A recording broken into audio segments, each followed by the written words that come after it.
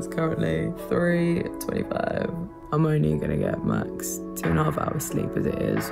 By the time I get to sleep, it's time to get up again. I'm Daisy Maskell. I present The Breakfast Show on Kiss FM every morning, so I'm up before the crack of dawn at 5 a.m. I genuinely feel like I'm dying today. I am so tired. Oh my God. But along with 55% of other young people in the UK, I struggle with my sleep. In my case, it's insomnia, which is a difficulty falling asleep, staying asleep, or sometimes even both. I have a weird relationship with the time right now. These hours slip away very, very fast, it feels. I know I won't be ready to go to bed for another 2 hours, which brings us to 3 o'clock. So essentially, in my mind, already I'm only getting a maximum of 2 hours sleep tonight.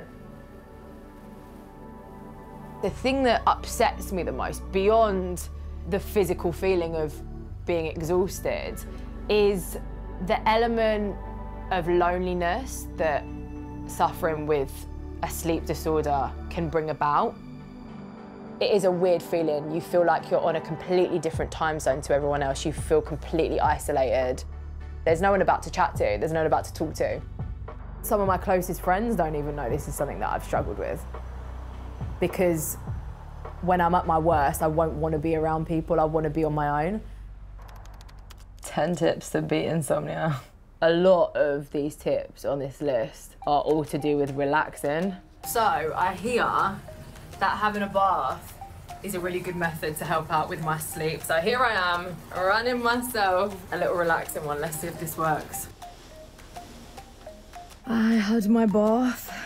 I lit my candles. It is 4 o'clock and I am still wide awake. This is a deep sleep pillow spray. I'm gonna spray this over my pillows tonight. So it's coming up to 5 o'clock now. It's not a great place to be in right now.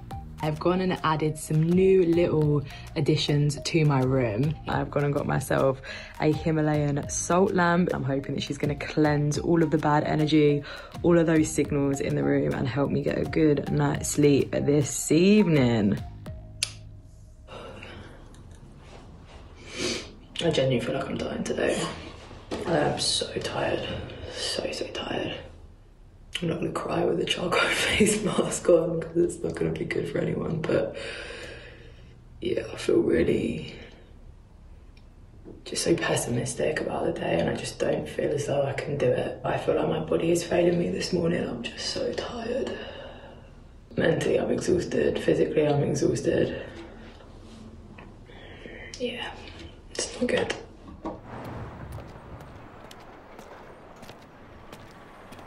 So listen, lovely to meet you, Daisy. Why don't you start by telling me why you've come in today? I have been suffering with insomnia since I was 9. A good night's sleep for me is 4 hours, and that's what I'm used to. Okay. But I can get anything from an hour, 2 hours to even 30 minutes a night sometimes, and that can go on for days on end. I'm concerned about that because I know that that's not normal, but I'm more concerned about what it may potentially be doing to my health, what it may have done over the past 11, 12, 13 years, but what it may do in the future if I don't make some changes now. What kind of things are you noticing? I think the biggest concern I have is anything to do with the heart. So I'll notice my heart feels like it's racing when I don't get a lot of sleep. Okay. I feel like I'm getting palpitations. And sometimes I get that even on a good day when I've got a good night's sleep. I feel like I can't catch my breath or that my heart is beating too fast and I almost can't keep up. Other concerns, I get really bad headaches, light sensitivity as well. Does it feel like your heart's beating in a funny rhythm? For sure. Sometimes I feel like I'm struggling to control my breathing because it's not in a natural, predictable pattern. Okay. It's almost like I don't know when to take a breath. Sleep is so sensitive to all of those psychological factors. It's always interesting when someone comes in and the sort of initial problem is I'm not sleeping well. And when you pick it all apart, there are so many different bits that contribute to it.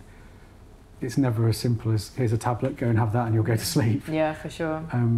But there are so many ways that we could approach this. Yeah. I think from my perspective, it would be really helpful to check out some blood tests, make sure you're not lacking in anything, and maybe a couple of other things after everything you've mentioned with the heart. So take stock of your physical baseline, and then we can go from there and decide where to go and who to see. Yeah. I think there's loads of things here that we will be able to address and change. Cool. Cool, cool, cool.